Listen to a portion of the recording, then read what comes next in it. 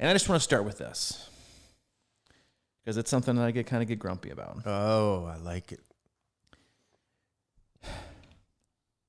Brick running is the most overrated thing in triathlon. Whoa.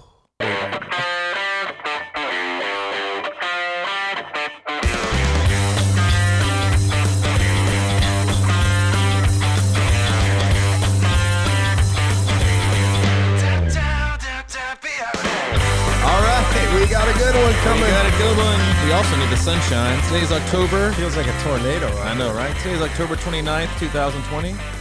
Welcome aboard Crushing Iron Podcast 421.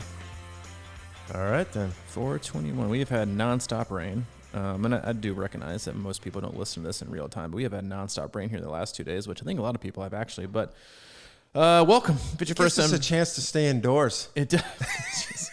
Yeah, as if we need more sunshine, man. I was looking at the forecast for run camp. It looks like we're going to get like perfect temperatures, which is fantastic. But hey, welcome aboard. Thanks for tuning in. We appreciate you joining us today. If it's your first time listening, hey, welcome. We are a triathlon related podcast. We cover all things swim, bike, run. We do race recaps, race previews.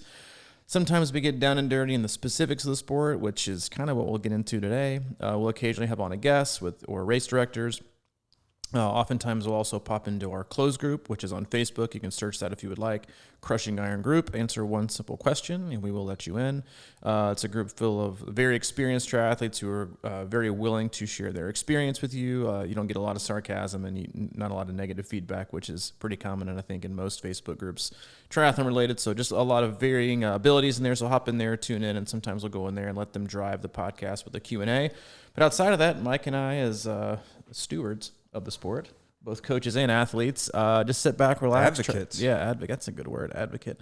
Try to sit back, relax, and just have an open, honest discussion about what's going on with us, what we see. Again, this is kind of the driving topic for today's podcast, as well as the upcoming races that we're going to have, and just have an open discussion that you can take something from it. We're not experts. We're not professionals.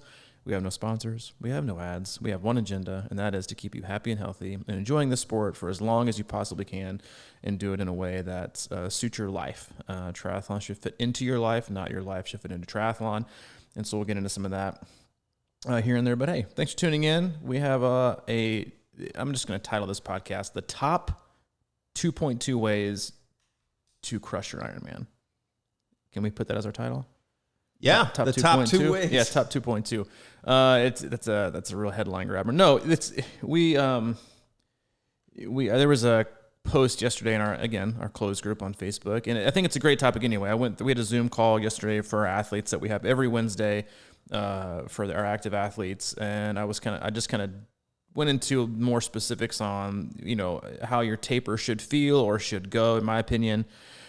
What to be aware of, what to expect, how you can expect to feel, things to be kind of cognizant of, and then obviously went into race week and then race execution from the time you wake up to the time you finish, and pacing and all those kind of fun things. And it also, no one listened to it that posted this yesterday on Facebook, but it was mostly about how do you run the whole run in an Ironman, which I think is a lot of people's goal. It is what I don't want to say can make or break your day, but you can purge minutes on the marathon of a run, especially the back half. And you can, if you want to do quick math, like if you go out and you run way too fast on the first half of your half marathon of your Ironman event, and then you crumble and you end up losing even just 2 minutes, that's including like some walk miles, just 2 minutes per mile, you're going to purge, you're going to get rid of like 26, 27 minutes, which is a lot of time. Yeah. And so I think it's a good discussion. A lot of people have a lot of different, I think, philosophies behind that, of what they feel like works or what you should do. I'm obviously only going to give, we're going to give our personal experiences and what we think works best, works for us, and the athletes that we work with, and kind of how we prescribe things, and just general overall information. I think I don't want to say there's a lot of misinformation out there, but I think there's a lot of things that are way overrated in terms of the specifics of it. And then, because it's fairly basic, but we'll get into that today, because I do think that at the core of a lot of people's expectations and goals for races, and this goes for even 70.3s, because running the whole, you also see equal amounts of people in a 70.3 being forced to walk. And I'm not in I'm not sitting here and telling you that walking is bad, inherently bad. I'm not telling you that. Michael saying that. And I think he's infamously said on podcast 222 that if you walk, then you just don't deserve anything. Which is he is retracted. No, he didn't. I'm totally kidding. Total joke. But I do. There's a way to do it. There's a way to do it healthy, and there's I think the way to do it the way that we do it, and hopefully we can help you figure that out today, and help you run the whole marathon or just run a whole marathon in general. We'll make it more of a running podcast, but there is a way, and hopefully we can provide you an outline to make it your own way during this podcast. Yeah, I like this topic. You hate walkers. No, I love walkers. I'm just giving them before we get into that, I have a quick question for you. If you're a triathlete and you're excited about 2021, let's just hypothetically. Okay. And you're just sitting out there and you're kind of like, not sure how you're going to tackle the year. You've been kind of in between and everything like that. What if I said, we're going to help you plan out your whole 2021 with a whole training plan for the whole year through your A race? Would you take me up on that? Boy, Mike, I would.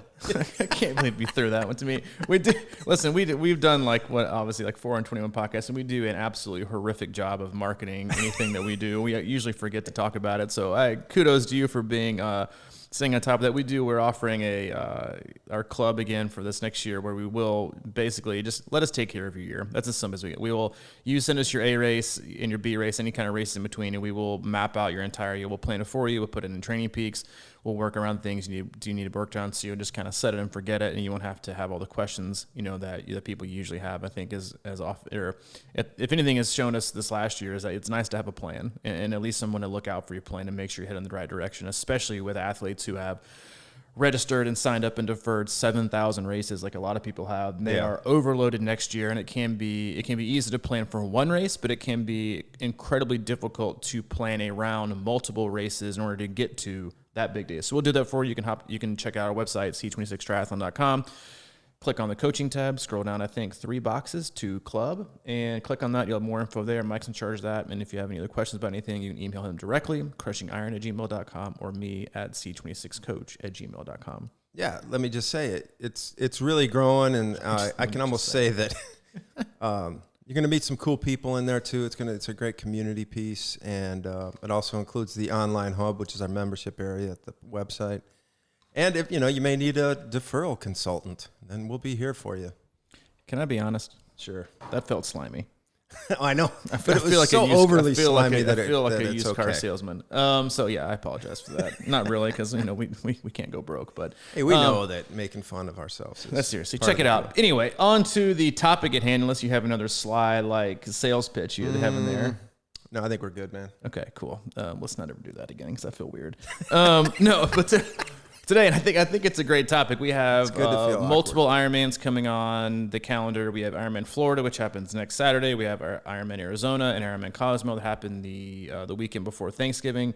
And so someone posted, I think, even non-related to those, in our close Facebook group, basically asking, how do you train to run the whole marathon? And you've even talked about it before. I think you even mentioned it maybe even on Monday's podcast or last Thursday, was that you had this I think it was at Louisville, where you were running the whole thing and this other lady was doing a walk run. You guys basically had the exact same, not the exact same time, but you guys ended up finishing, you never really left sight of each other. So there's a lot of ways to skin this. You're going to hear so many different opinions on how to do it and how to execute, your race day and what you should do and what you're not doing, how you should train.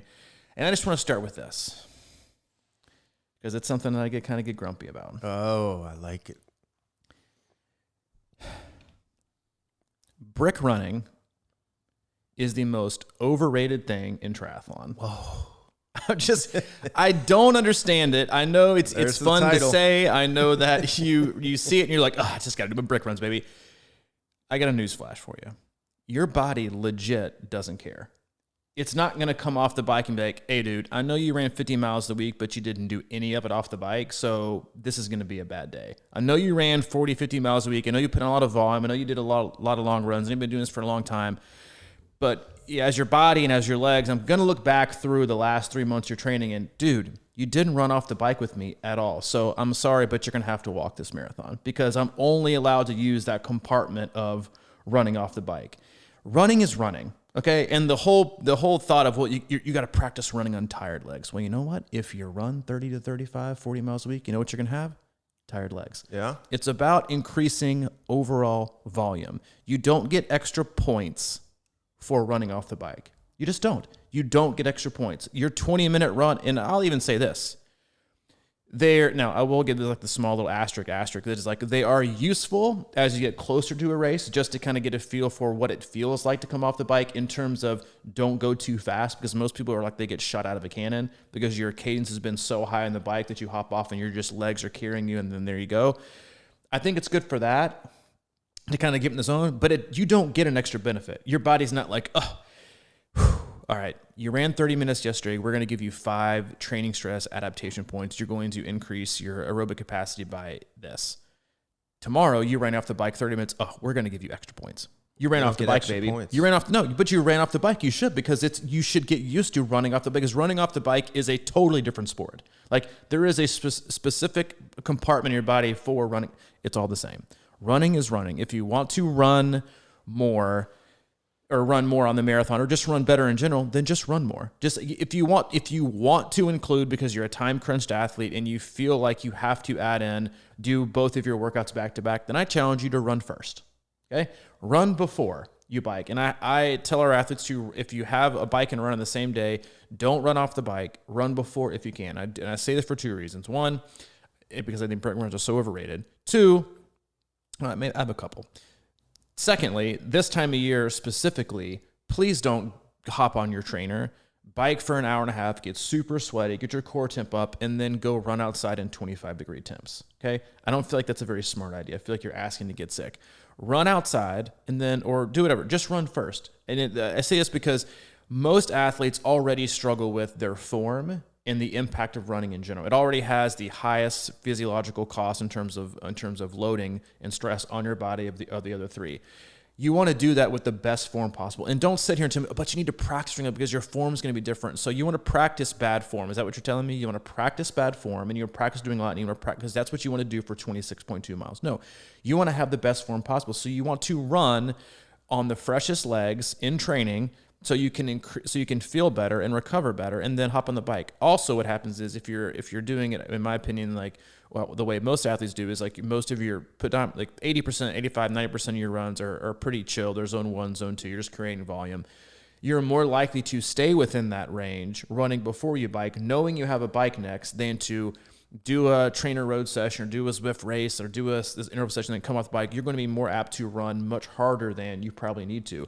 Therefore, raising the stress level, raising the physiological cost of what it's going to take to recover, and impacting the next day negatively. Now, if you want to do some specific sessions that are just kind of bigger days leading up to the day, just to kind of get that overall response, because it's not, again, it's not so much like, are brick runs bad? No. But the way people see them as like this holy grail of the key to running off the bike is totally false. It's like one of the biggest frauds in triathlon, that you have to run off the bike. I know so many athletes that literally never run off the bike, period, but they put in 4, 5, 6 hours of running a week. And I'll tell you right now, they absolutely demolish athletes who are like, yeah, I've got a long run on Sunday, but then Tuesday and Thursday, I've got brick workouts. I've got to do 2 20-minute runs off the bike Tuesday and Thursday, and then my long run on Sunday. I'm going to take the athlete who never runs off the bike, or at least gives themselves 3 hours, 4 hours, or at least does it in the PM to recover and have a good solid run that's probably going to be longer and that has overall volume and quantity. I will take that runner every single day with 0 runs off the bike, because your body has no idea. Your body literally says, I don't know what you're doing. You know, running up the bike, it's just running. Running is running. Doesn't matter what you're doing.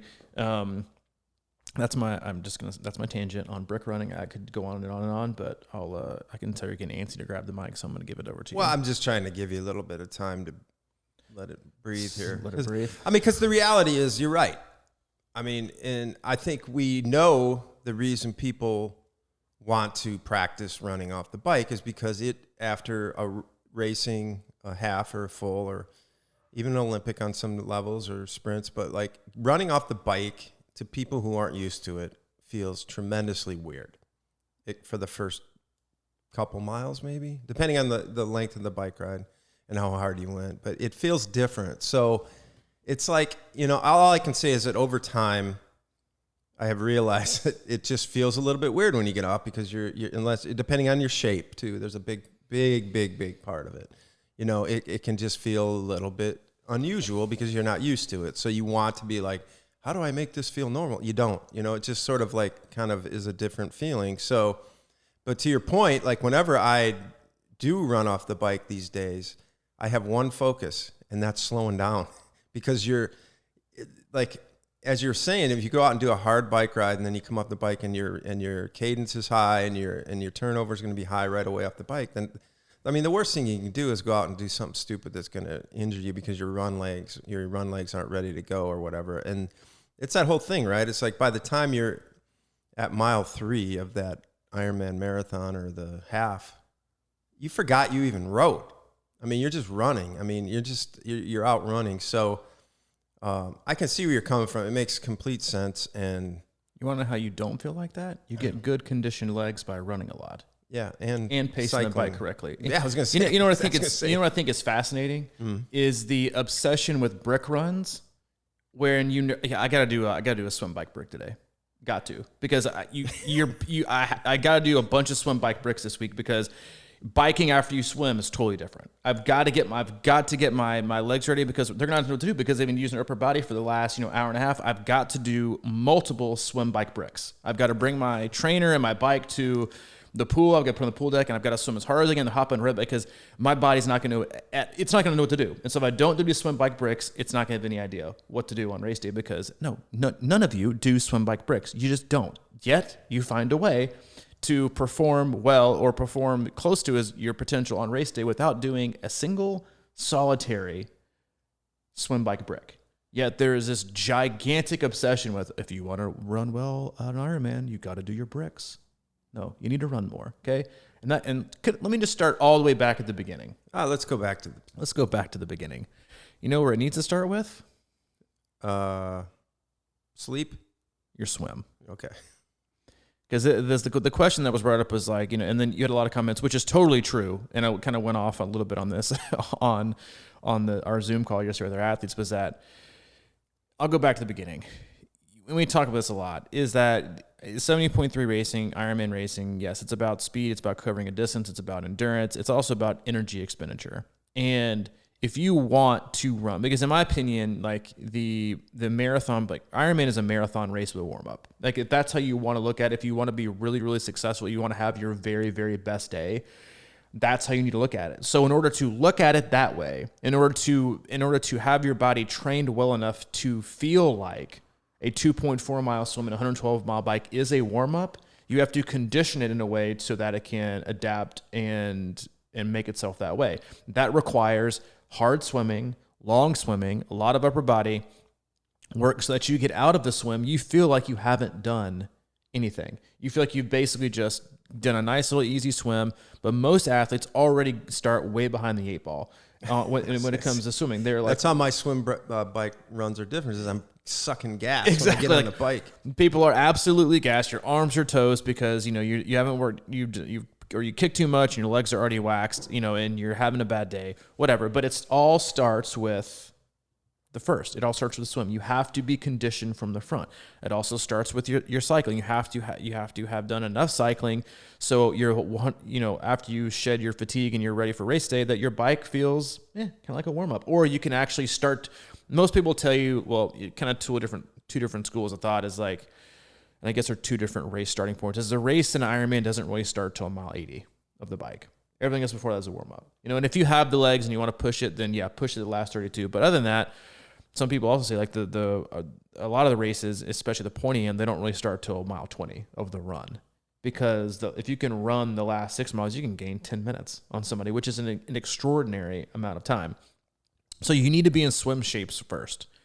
Always start at the front. Everyone likes to skip the swim like it's non-existent, like it doesn't matter. But if you come out of the swim already super, super tired, you're going to have a much more difficult bike. Or and I think this is what happens very frequently, is that you are going to come out of the water much more fatigued than you normally would because you didn't train enough. And then you're going to still try and hit the same numbers that you would be fresh on the bike. And that's likely because you didn't do a lot of swim bike bricks.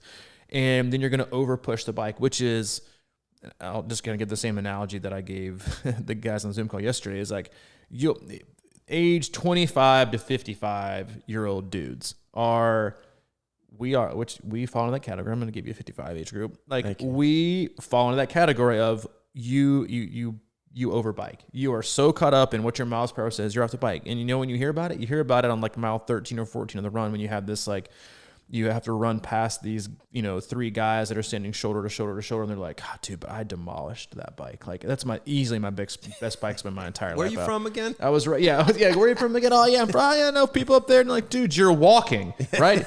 There is listen, 2 phrases that you should love and you should know and you should repeat to yourself: bike for show, run for dough. And the other one, and most important one, is there is no such thing as a good bike split followed by a bad run split. No such thing, because it doesn't exist, because your good bike split was just poor pacing. The best bike split you can possibly have is the one that is at the top end of still allowing you to run your very best in the marathon. So yes, that comes down to cycling as much as you can, getting in the right volume, getting the right intensity, pacing yourself properly, fueling yourself properly, and then, most importantly, in training, running as much as possible, as much volume as possible. And that's, like, I think one of the not biggest issues I have with brick runs in general, but the way that a lot of people look at creating their run schedule is like their long run, because they're obsessed with getting in a 22 or 23 miles, which is probably going to take a lot of people 3.5, 4 hours on a Sunday. That's going to be over 50% of your overall run volume for the week. Because if you're doing most people, frankly, just don't run. If you want to, I'll just make it simple. If you want to run well in the marathon, run 5 to 6 times a week if you can, no matter when it is or how it is. Make most of them easy, some of them tempo, a couple hills here and there, and do some negative split long runs, and you're welcome. Like, that is what it should look like. You should be more obsessed with overall volume over the course of the week versus your specific long run mileage. Because again, you might have somebody say, yeah, well, I ran, I got in my long run 22 miles ago. How many other miles did you run? It's like, I got in like 3 or 4 on Tuesday and 3 or 4 on Wednesday. So you're telling me you barely hit 30 miles? Yeah, you got another guy who's running 50, 55, 60 minutes on Monday, Wednesday, Friday, who's probably going to sneak in a 25, 30 minute, PM run on Tuesday and Wednesday after a bike, and who's going to get in a 2.5 hour long run, and they're going to get 45, 50 miles. They're going to get 40%, 50% more volume than you were a week. Who are you going to div? I will take the guy who has the most run, because what happens is like they do that week after week after week after week. And there was a question, because I addressed this very briefly in the comment there, and I was like, if you want to run better in the marathon, then just run more. And it's like, well, what about the regular person? Okay, first off, I'm a regular person. I'm not like some spectacular athlete with some like gigantic cross-country track star gift. I'm just a regular old Joe who came to running, later on in my life, my early 20s, just like a lot of you did. And I can tell you that just running more is the ticket. And it's a way to accumulate. I'm going to go, well, I need to, how do I make time for that? And I think that's the biggest issue for athletes is, where do I sneak in more time? And frankly, a lot of it just comes down to time management. Like most athletes are just, not most, quite a few athletes just struggle with time management. They are much more in tune and obsessed with, doing an hour and a half in the pool and only swimming for 45 minutes of it because they chit chat, or they have to get out their, their goodie bag of snorkels and boards and drills and bands and, and the like. And then, or, same thing with certain kinds of rides, but it's just make it, it's just time management. And you can, running is the easiest. And I think that's the thing, is running takes the least amount of time to do in terms of setup. Assuming you have to drive to the pool, you have to get in the pool, you have to shower to get out. You have to get out. Cycling, at least, especially now, indoor training, sorry. Indoor training used to be like the all-in do for most athletes who are time crunched. Now, I see people, it takes like a production to get their smart trainer to work and to get things calibrated and get us set up on Zwift, and Zwift crashes and my ERG mode is stuck here. I'm like, you might as well have just bundled up and gone and rode the same route the mailman does. You'd be back in less time. Like it used to be where, this isn't the case every time, but it used to be like the set it and forget it. Like if I want to ride for an hour and a half, it takes me 5 minutes to get changed, get my bottles and set. And now people take like forever. And I know this because I coach many athletes who like by the time I got my trainer set up, and by the time I switched things out, by the time I got this adapter, and by the time I, got my nutrition ready, and by the time I got the computer fixed, and I had to do a firmware update, by the time I got this, I was only able to get 45 minutes, an hour and a half in. I'm like, dude, are you freaking kidding me right now? Like, you'd be better off just putting your bike on the treadmill, putting it, 6 miles an hour and just pedaling for as long as you can. Like, that used to be it. So running is you put your shoes on and you go from your front door. You come in, there's no equipment. There's no risk for mechanics. You don't worry about your tires. You don't have to worry about driving yourself to the pool and showering or waiting for a lane. Like, it is the best bang for your buck to do. And you can find, and don't tell me, you can't find 20 to 25, 30 minutes extra 2 or 3 times a week to sneak in extra running in the middle of everything you're doing. Now, granted, some people probably can't, but most of us spend 2-3 hours surfing the web or doing absolutely jack when they could be, put your phone down and go run. That's you. Get a screensaver, okay? And make the screensaver say, stop looking at me and go run. And at the end of the month, there you go. I'm going to make one of those and we're going to sell it online. Because think about it this way. If you can sneak in 3 30-minute runs a week, 3 times a week, that's another hour and a half of running that you're going to get than you normally would. And over the course of a month, that's 6 hours. 6 hours more of running. Add that up over 5 months leading into your Ironman. That's 30 more hours of running. You don't think that's going to be helpful? Well, what's 30 minutes going to do? Well, if you can't find time for 30, then how do you expect your body to get ready and be able to handle 35 or 40 or 50? Or split runs another great way. If you and I talked about this yesterday. Like, if you're an athlete who's time crunching in certain parts of the day and you can only get in, well, then run 35 minutes in the morning, then run 40 in the evening. You will be stunned at how much better you feel the next day. Think, I can't believe I just ran for an hour and 15 minutes yesterday. I feel like I didn't do anything. Like, that's how you should feel. You shouldn't feel wrecked. You should feel energized. You should feel good. Yes, you'll feel a little bit of tension in your legs. You'll feel a little bit of soreness, but for the most part, you should feel pretty good. That's what it's supposed to feel like. It shouldn't be painful. It should be energizing. You should be allowing your body to recover, because if you over damage your body, then you're just creating more trauma to it. Then it's going to have a very hard time recovering. It's going to take days and days and days. The goal is to do it incremental increases. I'm just talking like 5 minutes, 30-minute run here this week, 35 minutes the next week. The next week, make it 40. Like, if you can find the 30, I'm telling you, if you can find 30 minutes to run, then you can find 35 or 40. I'm just telling you that. Yeah. I'm not disagreeing. I want to take it back to the beginning of me in the sport, because I think it's natural. As you're saying that, I was kind of going, I know that now because we talk almost every day about stuff like this and everything like that. But I was thinking back to when I began, and we have this, especially with Ironman, because it's such an unknown for a lot of people and a new thing that nobody masters, for one. And we have this concept in our head of, like, I have to do the distance in training. I have to run the distance. And you and I talk a lot about accumulated fatigue, but we also talk about accumulated fitness a lot. And I think that's a hard concept to grasp. And I mean, because in the past, there's no question that I have gone out for a long run, say on a Sunday towards the end of my training for an Ironman, and I've run a spectacular 16-mile run or something like that. With no other, without cycling, I rode the day before. I swam maybe on the Friday, and I ran on Sunday. And I'm like, that's it. I got it. Because you think that you have an individual event nailed. And like sometimes if I run something like that 4 weeks out from an Ironman, I'm like, all right, my run is there. My run is where it needs to be or whatever. But then you get lost in the process of the idea that, this is a crazy one to me, but like you're saying, nobody does these swim bricks, and they shouldn't. But the idea, like, I challenge most people. I think, what do you think? 99% of people end up expending more energy in the actual Ironman swim than they did on a equivalent swim in a pool or something like that. 100%. So this is what I'm getting at, is like they underestimate what they just laid down in the water.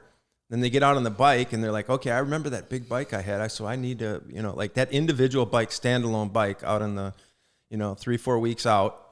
And you're like, yeah, I crushed that. I was doing this, and that's why I love that, normally you'll go in and people have these power numbers in their mind, and you're kind of always like sucking a little bit of air out of that because of that reason, right? Because they, that they're going to swim with more effort than they've been used to. And then they get out on the bike and they've got like, oh, I did a 120-mile ride with X Power, and I should be able to hold that for this Ironman race. It's a whole different animal, like when you're putting these things together, because the whole thing about racing to me is like, it's controlling anxiety and stress levels and like excitement levels and things like that. So your body is running deeper and deeper on adrenaline. Usually for me, I know this for a fact, in that bike, I'm just like trying to get there. And I'm always like, I have a tendency to be like, I want to get this bike ride done in X time. And, you know, I'll go to crazy lengths to do it sometimes. And we don't realize how much that's taken out of us. And then you get off the bike, and if you don't, that's why I say, if I do bricks, I really, really try to focus on slowing down off the bike, because, you know, like that first 2 or 3 miles can make or break you if you go too hard. So I actually had a dream the other night, because I just signed up for Chattanooga full next year.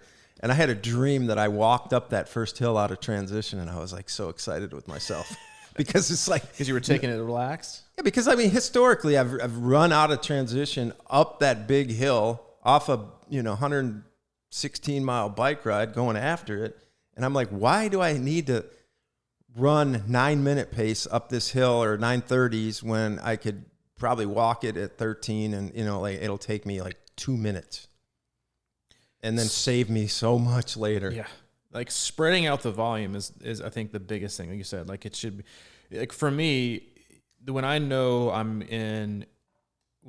getting in good shape is when I can have a good solid long run, and then the next day I feel like, okay, that wasn't that bad. Like I don't feel wrecked. Like you shouldn't feel wrecked, and that's the thing. Like when athletes, like, I like to think you should look at your training week like a bed of nails. Do you want to walk across it? Because it'd be incredibly painful. Okay, one step here, one step here, one step here, one step here, or do you want to lay on it?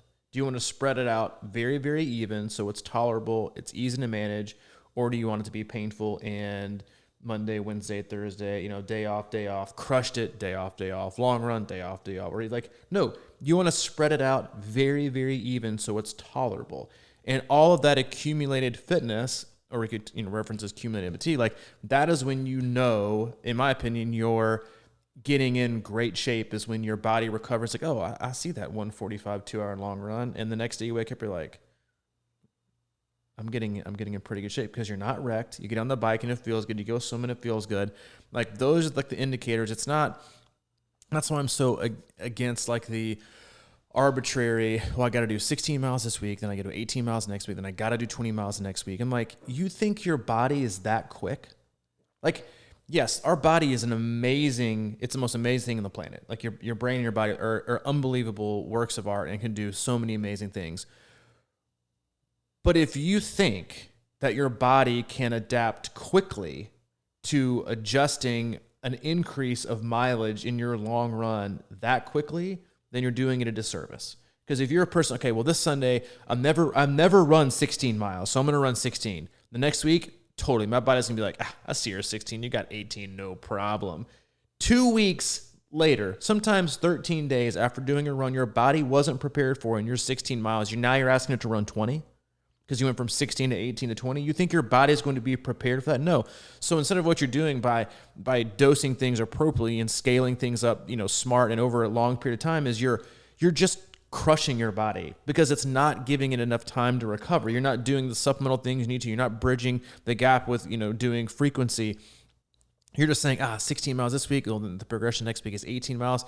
Then you also forget that a lot of you are like, if you're doing 16 miles, it's probably going to be at a 10-minute mile, right? So the next week you're asking your body to run 20 minutes longer than it did on a long run, which was already like destroying it. And because we forget that too, I think, is that as much as a lot of athletes train, is like when you train, you damage your body. Like that's just what you do. Like you do, especially in running. It's like you're running on concrete or pavement. Like you're damaging your muscles. And you need to give it appropriate time to heal itself so it can come back and withstand long. You're also working out your heart and your lungs and everything else. So when you're bridging up these arbitrary gaps, which you see in like so many like training plans or books, it's like you got to do 14, you got to do 16, you got to do 18, you got to do 20. You go from 16 to 20, and you're not even taking into account if you're running a 10-minute mile and you're doing your 16-mile run week long run on a Sunday.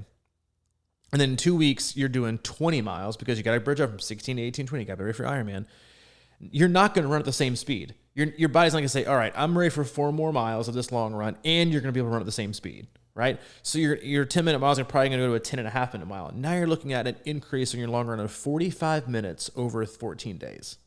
You're not doing your body you're not doing any good. Right. That's a great explanation of why it's better to go into a race undertrained than overtrained, because like if you're going to do that, do it in the race. Like exactly. You know what I mean? It's like do it in a race to where like you get done, you're like, haha, gotcha. Like you snuck one into your body because you've done so much frequency. You've maybe run 16, 17 miles. You're like, because the amount of time it takes to recover from those runs is tremendous. And so to ask your body to do that when it's not even already, and that's asking it to do a lengthy run like that when it's prepared. Many athletes are totally and woefully underprepared to attempt those distances. So you're asking a body that's not prepared to like basically do what we do in a race, which is you go in with a lot of volume and you maybe doing a longer than 16, 17, you run the whole thing, and now you're like, now you got 3 weeks to recover. I don't have to do anything. Like, well, gotcha. But that's what a lot of athletes do, is they're obsessed with this. Many athletes, and sometimes they get questions like, Coach, you've had me at an hour and a half or hour and 35 long run for like 2 weeks. What's the deal? I'm like, well, it's about when and how you dose. It's like, well, I had you at an hour and a half on Sunday, but your runs earlier in the week were like 35, 40, so they were a little bit smaller, but we still held here. And you're just frankly your body doesn't adapt that quick. You have everybody who wants to preach or sell you the hacks of the overnight success. Endurance sports in general is kind of boring. It's just it's hundreds and hundreds of hours to get better. Well, the next week, I still might have you run an hour and a half, but you might have had harder runs during the week. So you're probably going to get around the same overall stress on your body. It's just going to be displaced differently, because I want you to feel good recovering, because I'm not going to give you a day off on Monday. It's like, oh, I did the long run Sunday, then I had a day off on Monday, then I did easy ride on Tuesday, and then I did a fartlek on Wednesday, and now I'm back to Thursday. I'm like, okay, well, that's like not that much. No offense. But it's like Monday, back in the pool, back to running. Like another thing is like we might run long on Sunday, but guess what we're doing right back in on Monday? Running again.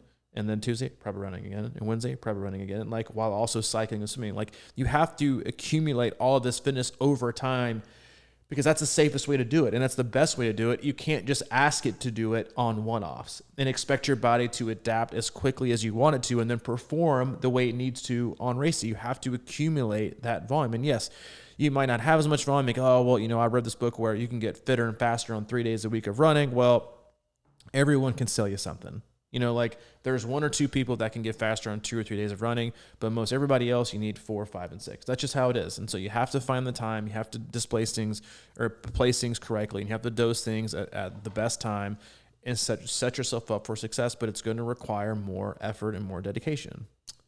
Man, when you say that though, it's like this idea, because I think what happens is we get caught up in this idea of how do we get faster? But you've talked about it many, many times, and you said, especially during an Ironman race and halves, it's not who's fastest, it's who slows down the least. 100%. So when you think of it in those terms, it's like, as I get like, I'm in my 50s, and I don't feel like I'm going to go out there and get like super fast, but I know if I can hold, that, like typically in an Ironman, I'm like a 9:30 pace for that first loop, and then I go down to 10:30.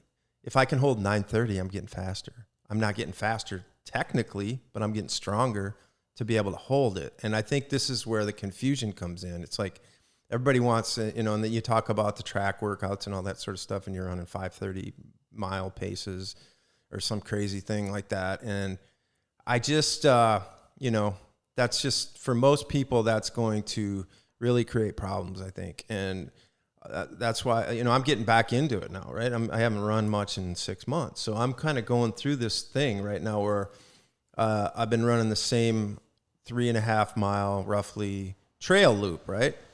And guess how many times I've felt like doing that loop twice since I've been out of the 4 days? 0.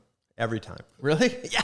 Because you're not trashed. I'm not trashed. I've been taking it easy. I've been kind of walking the steep hills and doing all this. So I'm taking it slow. And that's in my mantras, like go slow, keep the heart rate down, build this up correctly, do it the right way, and all that kind of stuff. And when I get to the end, I'm like, man, I feel good. And then I'm at the split, and I'm like, should I go left again? Should I just, because I can do it. I know I can do 7 right now. And every time I've just reluctantly gone back down. And then what I get into is this idea of the next day, I'm like, sometimes I'm like, I wake up, did I run yesterday? And that's a good thing. That's a great sign. I said the same thing to you last Friday, maybe. I got off the bike and I was like, that's probably my best ride in like 2 or 3 years. And I was like, I really wanted to go an extra 30 minutes, but I got off. I stopped because I didn't want to burn a match. I knew I had it, but I was like, I feel good. Oh yeah, I'm supposed to feel good. Let's stop. Like, I think that you bring up such a great point. It's like, that's how it's supposed to be. And I think that's why you see so many DNSs at Ironman races for injuries, is not because they train too much, is because they try to do too much on the wrong days. And that is the kryptonite of so many Ironman athletes, especially beginners, is that they have, they have that weekend warrior mentality, or it's a bucket list thing. Like, I didn't do much this week, but I got to get my long run. I got to go 20 miles. Like, you missed last week's 18 and you barely made it to 16. What in God's green earth do you think you're doing asking your body to run? Well, I got to be ready on race day. I signed up for this race. My body's going to. That's not, your body doesn't care. It literally doesn't. Your body has no idea. Nothing changes inside of your body. Nothing changed. You specifically. Nothing changed inside your body when you signed up for Ironman Chattanooga. Your body wasn't like, oh, I better just get my shit together because Mike signed up for Ironman Chattanooga. I got to do whatever it takes. I got to be on point. No, it's like, well, Mike, I'm going to be who I was yesterday. Maybe just a smidge better, and only if he was smart. If he was dumb and he had gone for 2 loops and trashed me, then for the next 2 or 3 days, I'm probably not going to be where he wants me to be. Like, it's about, you have to be smart with your decision making. You have to place things correctly. But so many athletes have that, man, I'll just kind of meander my way through Monday and Wednesday and Friday and like a couple things here. But then weekends, I'm going to crush it. And then they wonder why things don't add up the way they want to add up, because you just can't ask your body to do it like that. It's like, it's best to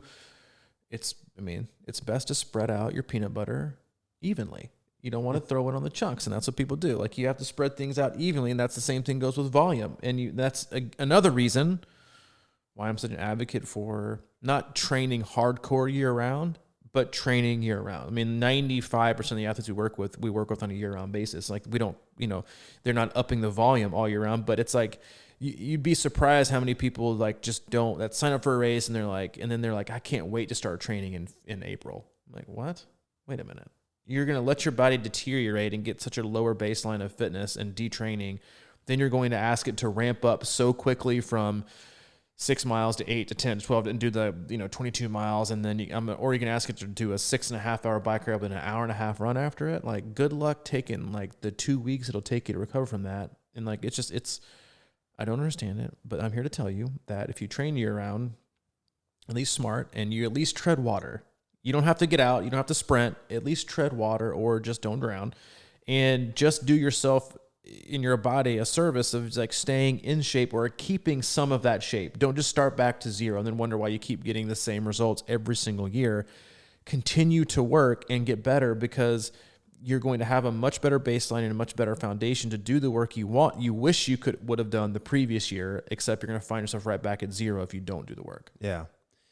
And let me see if I can articulate this analogy. We've all had these things in our lives when they come along with work, probably a lot of times. And the technology today allows us to do so many things, right? Like right now I'm thinking about, with me, it's this new shipping program that we have to ship out our gear and stuff like that. So it's like this thing that I got to figure out, and I go in there and I can figure it out, but it's a little bit of a stressor and a little bit of an anxiety build and all that sort of stuff. And then I'll do it and it'll seem great, and then I'll be done with it for like 6 months, and then I have to go through that process again in 6 months because I forgot everything. And there's so many things out there with these computer programs and apps and things like that we can forget how to do. We know how to do them, but if you don't consistently do them, like consistency, if I did this every day, it would be like a no stressor, like with me in video editing, right? That's maybe a good example. A lot of people are probably trying to edit video and they go back in every few months and they're like, how did I do this? What was this? But for me, it's just like natural because I've been doing it forever. And that's the same thing I think with training. Is if you can I'm sure right now you're in a place where you're just like subconsciously just jumping on a trainer and you feel good about it, and it just seems so natural. But like people that are in and out, and like you said, weekend warrior stuff, it's sort of like, I got to get back on there and I got to see, there's all these questions and things like that, but it just becomes sort of this habit and this consistent sort of riding or running or whatever. It just feels normal. That's why I always say when people are trying to, if they're worried about their swim, just get in the water for a little bit, a lot, I mean, I think that, we talk about running a lot, frequently, not for long distances, but I think the same kind of is underrated when you think about swimming, because I mean, you talk about like trying to get your form back and things like that, and how technique oriented swimming can be, and how it can just be a source of anxiety for so many people. But I think if you get in the water and just kind of swim a lot, I think that'll answer many of your questions and, stressors. So I don't know. So it's just, you're right, man. We got the club going now, and we're doing this sort of like 2 November, December maintenance plan. And I've been telling everybody, it's like, hey, I'm laying this out. I don't know, this year's been weird. I don't know exactly where you're at, but try to get in there and try to like make an effort, and don't just like go crazy from day one and then let the whole thing start turning red and then like lose your mind let's just use this as a little bit of a slow build up and put us in a better position for the start of the year. I mean, because most people, right, will let these next 2 months go, and it'll be like, oh, I got to scramble to get back in it now. And then it's like a stress, because you're like, it's like, making your lunch before the next day, the night before. That way you don't have to like pull ingredients all over the place and scramble and be late and running around and whatever. So it's like you got the lunch made going into the new year. I love the analogy you made about meals, because I just wanted to make one about an analogy about people who are obsessed with making up workouts that they missed on the previous day. And I use analogies. I use analogies all the time in this podcast, because that's the way a lot of people learn, and that's how people can like consume and comprehend things in a much easier way. But I was thinking this the other day as I saw somebody that was like, I had an hour and a half, bike history. I had to cut it short to hour and 10. And so I decided to run longer today. Okay. First off, running and cycling are different. You can't just trade your sports out and expect some magical result. They're all different. They all demand different physiological things in your body. But even if you're like, oh, well, I was going to bike an hour and 45 minutes the other day, and I only got an hour in, so I added 45 minutes to my ride today. Okay. And like the way you should look at your week is every meal you're making, every day your goal is to make the perfect meal, and that is your training, your training plan is to make a perfect meal. So like missing out on a few minutes, which is just insane to me, missing out on a few minutes one day and choosing to add on 30, 45 minutes the next day is like putting out a dish and thinking, I really didn't put enough salt in this. So tomorrow I'm going to make a different dish. You know what I'm going to do? I'm going to take the salt that I didn't use today, and I'm going to put extra salt in the one tomorrow, making it even saltier, which is kind of like my attitude today. Yeah. But you're going to make it even saltier. Like that's like, it's not the same. Okay. It's how things, going back to like spreading things out. Like, and people do that all the time. Then you go back to like the weekend warrior thing. It was like, you don't salt anything, you don't make meals all day, and then you want to just like get stuff out and like, I think I'm going to make a 4-tiered cake today. And you're like, I have no idea what I'm doing. This is going to end well. Stop over salting. Okay. Just do your meal the first day and make it right the first time and move on with it. Don't over salt. Don't over salt. And this is the thing, right? Like if you got hour and a half ride and you can only go 110. Then go 110. And go 110, and then like while you're watching TV that night or whatever, do a few lunges or something. You know what I mean? Like if you feel that guilty about it, but like just do what you need to do to make sure you go pack your lunch for the next day. Like, right? Yeah. Like free up more time the next day to make sure you don't miss it again. And like even like minutes don't matter here and there. They just don't. Like just the intent is there. Do the best you can, but just like the obsession of like, well, I missed it. I had to take a day off Monday and Tuesday, so I'm going to take Mondays and Tuesdays workout and move them to Friday and Saturday. I'm going to do a triple workout on Friday, I'm going to get them all in. Like, no, that's not how your body works. It's like triples. You missed your workout for a reason because life so natural. Because life and stress dictated that you were supposed to miss it. Now, yes, like small things you can move if you have an opening that seems manageable and that's reasonable and smart. But most of the time, it's like you missed it for a reason. You were overstressed and underfueled or too tired. Stress is stress. Don't add more stress on a day where you feel good to create a negative impact for the next few days. Don't do it. Don't oversalt. but it's fine to be salty. Mm. That's all I have for today. You got anything else? No, I really don't. I think it's a good one though. It's a. And I'm really not salty. I'm bit. passionate about it. Yeah. I'm passionate about wanting to see more people running. Yeah, I think that's the bottom line here, right? It's just there's no better feeling to run on the marathon of Ironman while other people are walking. There just really isn't, because you're passing people like they're standing still, and you know that they're not going to be like, oh, well, in 2 or 3 miles, I'm going to catch up. Like like passing on the run, I say this in every email for Ironman, like passing on the bike is just for a moment. Passing on the run is final. Like you rarely, if ever, pass someone on the run and then like 5 or 6 miles later, you're like, where the hell did he come from? He walked a half mile. But no, passing on the run is final. It is the greatest feeling in the world, but everyone hates to get past them because you might pass like, hey, on your left. What do? They speed up automatically. Like, no, I'm gonna stay up. You never see them on the run. You're not like, oh, I'm coming up on your left. You're like, oh, I'm gonna just pick up the pace from a 9 minute to a 7. They're like, oh, have a good day, man. Your run's looking good. No one does it on the bike, especially guys. They speed up and like throw down a watt bomb. They're like, you're not passing me, especially when they're getting checked. They're like, you're not passing me. On the run, they're like either walking or they're like, hey, man, great run. Keep up the good work. I'm like, why is it so different? Why is it so different? Yeah, I mean, and that is how it goes, right? It's like people don't realize. I mean, there's something about being on the bike that seems like you can always just dig and dig deeper and dig deep because you're not supporting your weight. There's all these factors involved, and it is. It's like the Ironman becomes this leapfrog event. The bike, it always does, and we've all been there where you pass a guy climbing up a hill and he comes bombing down past you, and then it's like the whole race goes on like that, and you're like, you get mad at each other, and you're just sort of like, what are you doing, man? Just get away from me. And it's your fault just as much and all this stuff. Well, I mean, not all the time. It's like, it's that annoying guy on the interstate who doesn't know how to use his cruise control. Yeah. That's like me. You put in 70. Oh, I know. I'm well aware. I guess you're not allowed to drive. You're like, dude, you're going 54 right now. In a 70.